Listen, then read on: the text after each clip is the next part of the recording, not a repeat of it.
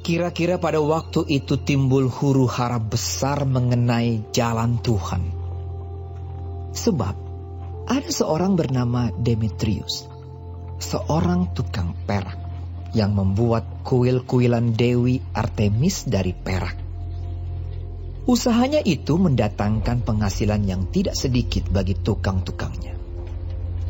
Ia mengumpulkan mereka bersama-sama dengan pekerja-pekerja lain dalam perusahaan itu dan berkata, "Saudara-saudara, kamu tahu bahwa kemakmuran kita adalah hasil perusahaan ini. Sekarang kamu sendiri melihat dan mendengar bagaimana Paulus bukan saja di Efesus, tetapi juga hampir di seluruh Asia telah membujuk dan menyesatkan banyak orang dengan mengatakan bahwa apa yang dibuat oleh tangan manusia bukanlah dewa. Dengan jalan demikian, bukan saja perusahaan kita berada dalam bahaya untuk dihina orang, tetapi juga kuil Artemis, Dewi besar itu, berada dalam bahaya akan kehilangan artinya. Dan Artemis sendiri, Artemis yang disembah oleh seluruh Asia dan seluruh dunia yang beradab, akan kehilangan kebesarannya." Mendengar itu, meluaplah amarah mereka. Lalu mereka berteriak-teriak. Katanya, "Besarlah Artemis, Dewi orang Efesus!" Seluruh kota menjadi kacau dan mereka ramai-ramai membanjiri gedung kesenian serta menyeret Gaius dan Aristarkus, keduanya orang Makedonia dan teman seperjalanan Paulus.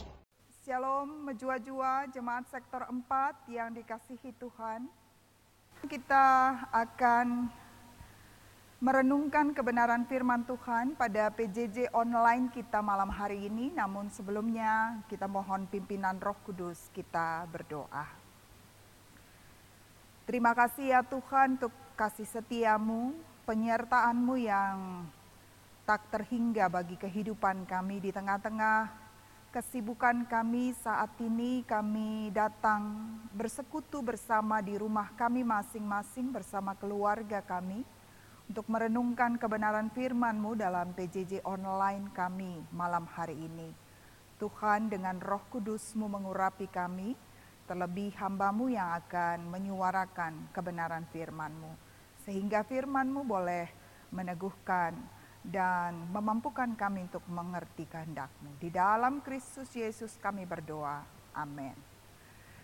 Bapak Ibu jemaat yang dikasihi Tuhan, nats firman Tuhan yang bersama-sama kita renungkan pada PJJ online kita minggu ini terambil dari Kisah Para Rasul 19 ayat 23 sampai 29 dan mengangkat tema kembangkan usaha si Mehuli.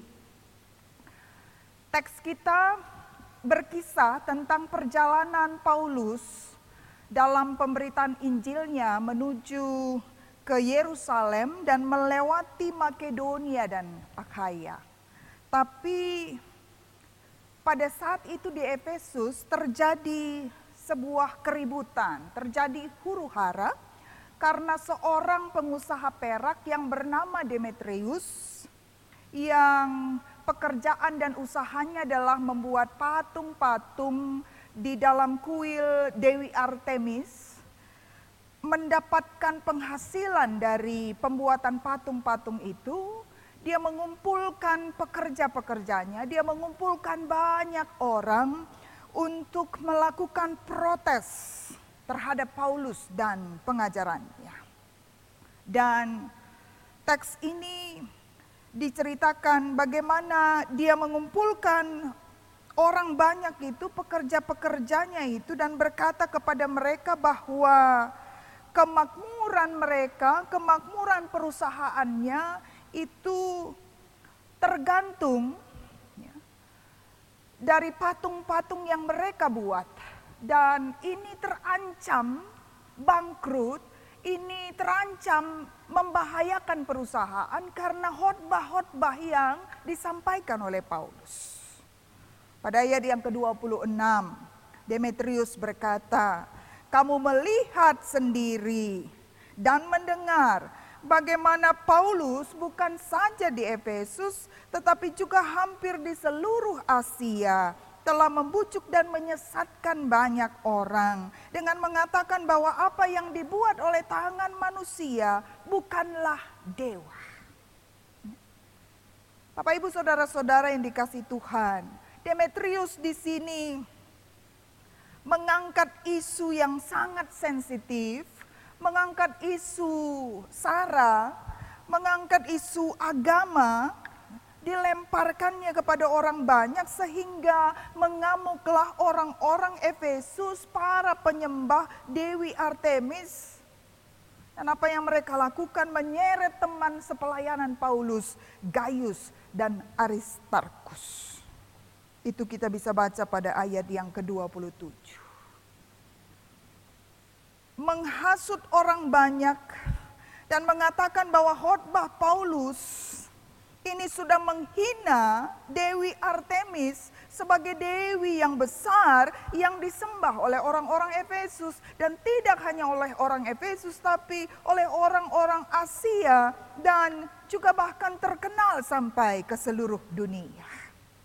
Dan Demetrius mengatakan bahwa Dewi Artemis akan kehilangan kebesarannya sebagai dewi. Padahal kalau kita melihat latar belakangnya tadi, motivasi awalnya adalah bagaimana Demetrius ingin mempertahankan usahanya, ingin mempertahankan bisnisnya, dan itu dia lakukan dengan cara menghasut orang banyak. Kalau orang percaya bahwa patung-patung dalam kuil Dewi Artemis bukan dewa yang patut disembah, maka alamat tidak laku lagi patung-patung yang akan mereka tempah dan mereka buat. Di balik isu yang dilemparkan Demetrius, isu seakan-akan mempertahankan iman kepercayaan orang Efesus, tapi sesungguhnya isu ekonomi yang menjadi pemicunya. Demetrius menjadi provokator untuk keuntungan bisnisnya, untuk memperjuangkan usahanya, tapi justru dia mengangkat dan melempar isu agama. Karena itu isu yang paling gampang sekali memicu dan menghasut banyak orang. Hari ini Bapak Ibu saudara-saudara, kita belajar dari teks ini.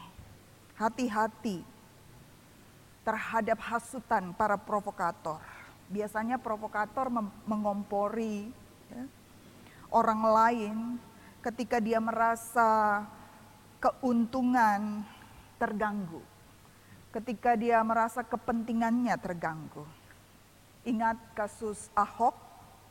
Seolah-olah isu agama, tapi sesungguhnya di belakangnya ada banyak kepentingan-kepentingan orang-orang yang mengejar keuntungan dan bisnisnya terganggu karena kebijakan-kebijakan Ahok.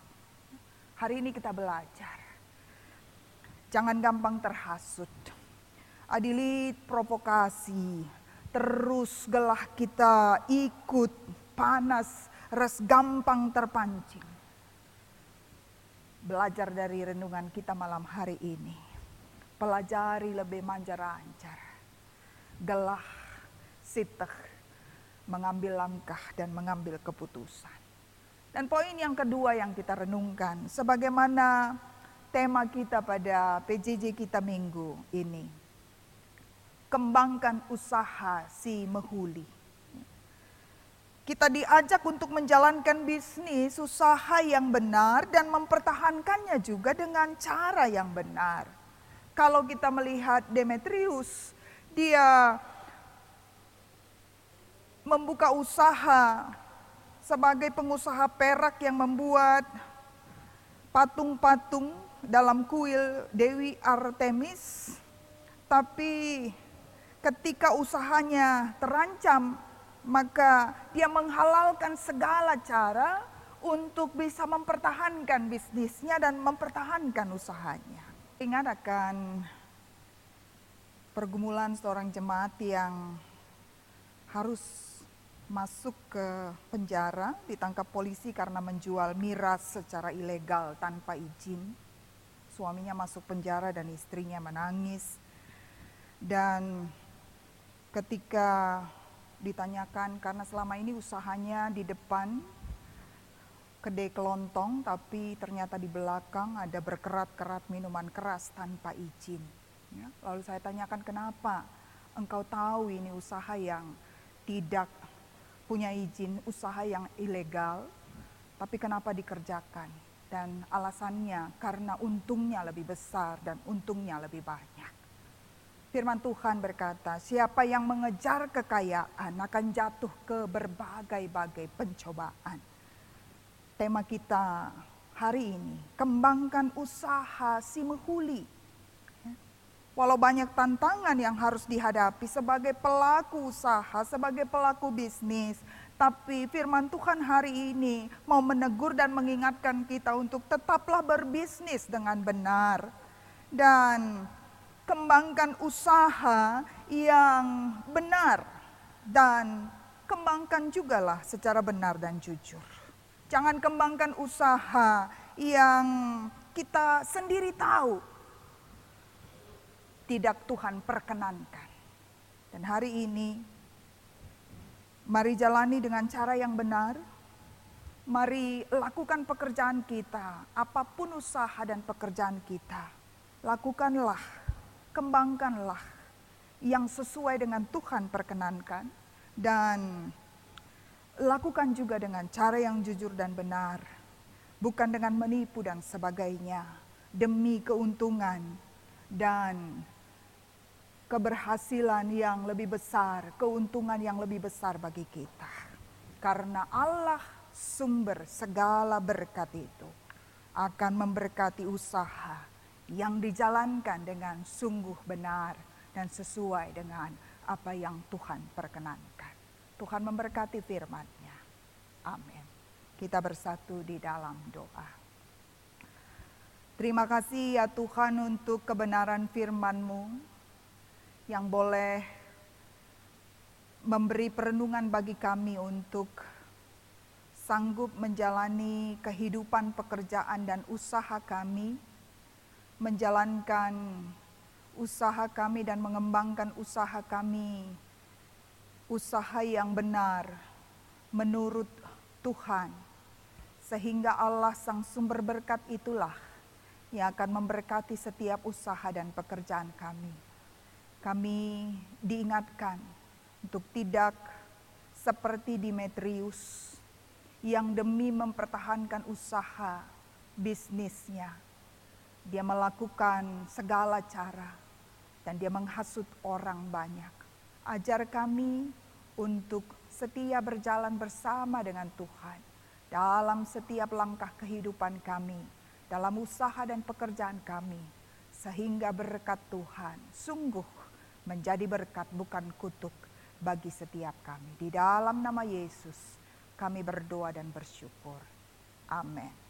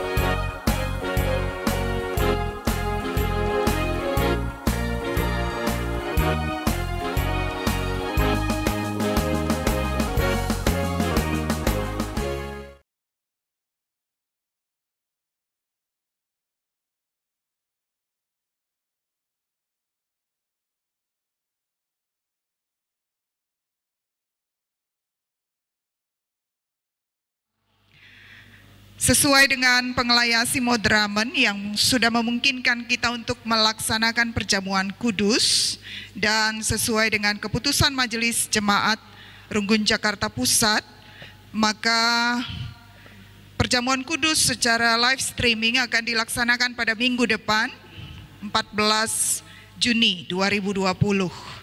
Dan karena itu izinkan kami di sini untuk memberikan penjelasan kepada setiap kita sebagai upaya sosialisasi akan pelaksanaan perjamuan kudus ini dan sekaligus juga menjadi persiapan bagi kita untuk mengikuti perjamuan kudus pada minggu depan.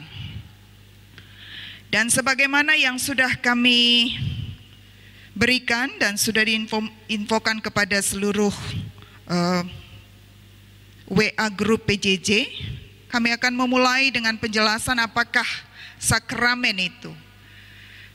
Sakramen adalah tanda nyata, mohon slide-nya.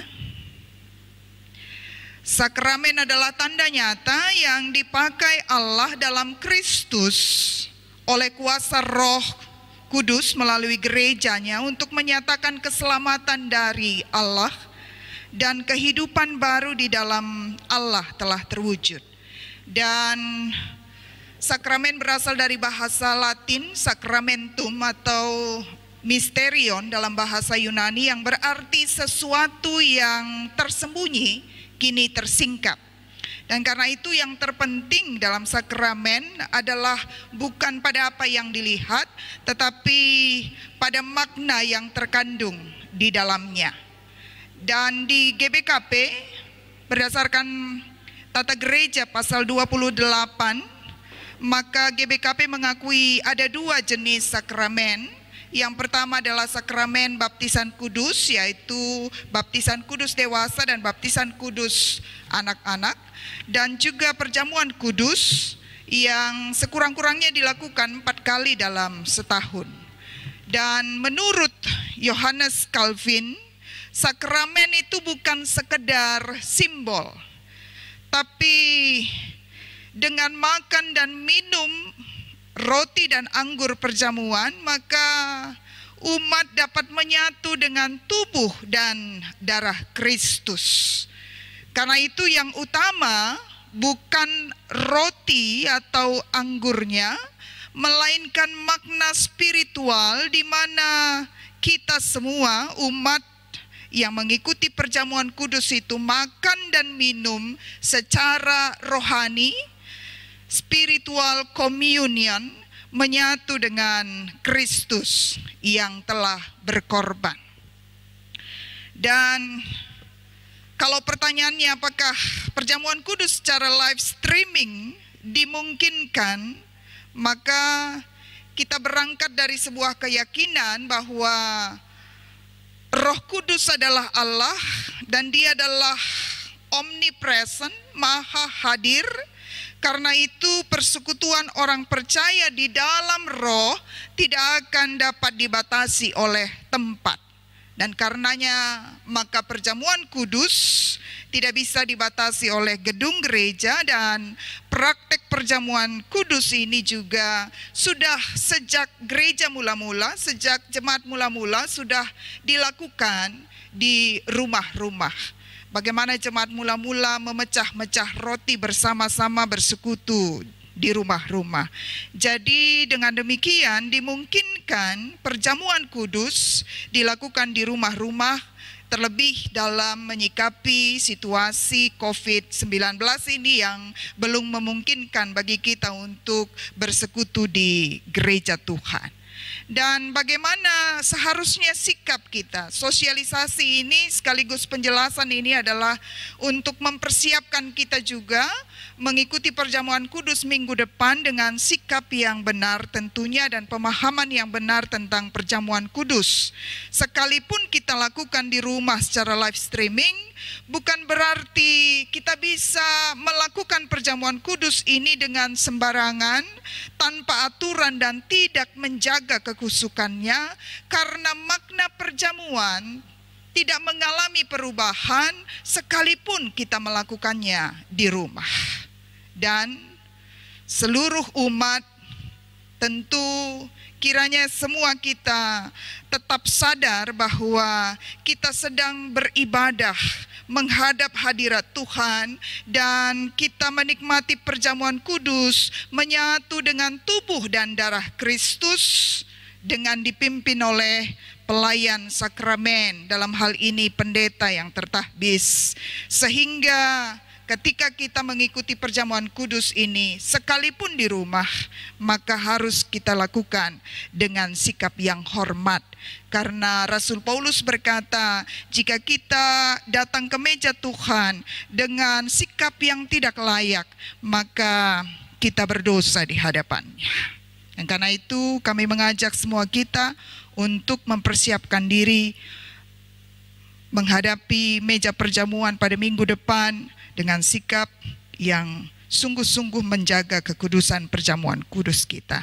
Dan umat yang terlibat dalam perjamuan kudus harusnya menyatu dengan tubuh dan darah Kristus, sehingga harusnya juga sanggup menyatu dengan sesama. Perjamuan kudus tidak hanya membuat kita menyatu dengan tubuh dan darah Kristus, tapi juga menyatu dengan sesama kita, karena mustahillah kita bisa menyatu dengan Kristus yang sudah berkorban bagi kita jika kita tidak menyatu dengan sesama kita. Dan tidak layaklah kita menikmati tubuh dan darah Kristus di meja perjamuan jika kita belum berdamai dan bersatu dengan sesama kita. Karena itu dalam masa persiapan ini, maka mari kita persiapkan diri. Karena itu di liturgi GBKP nanti akan ada kesempatan menguji diri kita masing-masing sebelum kita menerima perjamuan kudus. Dan perjamuan kudus secara live streaming tidak bertentangan dengan Alkitab dan teologi GBKP, namun kita harus menyadari bahwa ini bukan model yang ideal, karena persekutuan secara fisik, koinonia secara ragawi tetap menjadi hal yang penting. Dan sakramen perjamuan kudus harus dilaksanakan dalam konteks ibadah, karena harus dilakukan juga dengan pemberitaan firman sebagai sebuah kesatuan yang utuh, dan ini sesuai dengan pemahaman liturgi GBKP. Demikian penjelasan tentang makna dan pengertian perjamuan kudus.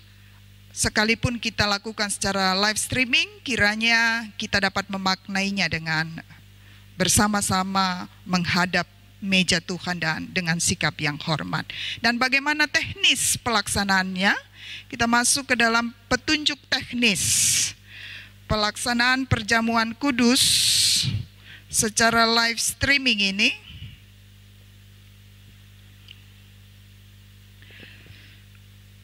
Roti dan anggur perjamuan sebagaimana kesepakatan dalam sidang majelis jemaat, maka disediakan secara mandiri oleh keluarga masing-masing. Jadi seluruh jemaat dimohon untuk telah mempersiapkan roti dan anggur perjamuan untuk hari Minggu depan. Dan jika tidak dapat mengusahakan hosti dan anggur, maka dapat menggantinya dengan roti tawar atau biskuit, dan anggur bisa diganti dengan sirup, teh, atau air putih. Ini sesuai dengan dokumentasi rekomendasi gereja sedunia yang memungkinkan kita untuk mengganti materi atau bahan perjamuan kudus. Sebab kesakralan dan berkat dari perjamuan kudus bukan terletak pada materinya, bukan terletak pada roti dan anggurnya, tapi pada penghayatan iman kita akan penebusan Kristus melalui tubuh dan darahnya yang tercurah. Dan kami memohon agar setiap jemaat telah mempersiapkan roti yang ditaruh di piring atau nampan, dan anggur dituang pada sloki atau gelas kecil, sudah disiapkan di meja 30 menit sebelum ibadah dimulai, agar pada waktunya pelaksanaan nanti, maka roti dan anggur ini sudah sungguh-sungguh siap sesuai dengan jumlah anggota keluarga yang akan mengikuti perjamuan kudus. Dan sesuai dengan aturan dan pemahaman gereja kita, yang bisa mengikuti perjamuan kudus adalah anggota jemaat yang sudah dewasa dan sudah menerima CD. Karena itu anak-anak KKR dan yang sedang belajar katekisasi, juga yang sedang dalam penggembalaan khusus, belum diperkenankan untuk mengikuti perjamuan kudus ini. Dan bagaimana, kapan roti perjamuan itu akan dimakan dan anggur diminum? Pada saat ini tidak asing karena sesuai dengan liturgi kita selama ini, pada saat pelayan sakramen atau pendeta yang melayankan perjamuan ini nanti berkata ambillah, maka salah satu orang tua, bapak atau ibu, dia yang akan membagikan roti dan anggur kepada anggota keluarga yang akan mengikuti perjamuan kudus ini. Dan ketika pelayan firman mengajak seluruh kita melalui liturgi, makanlah atau minumlah, maka disitulah kita bersama-sama secara serentak memakan dan meminum roti dan anggur perjamuan. Demikian saya pikir penjelasan baik secara teologis maupun secara teknis. Kiranya dengan penjelasan ini kita semua jemaat yang dikasihi Tuhan dapat mempersiapkan diri untuk mengikuti perjamuan kudus pada minggu depan. Tuhan memberkati kita semua. Shalom.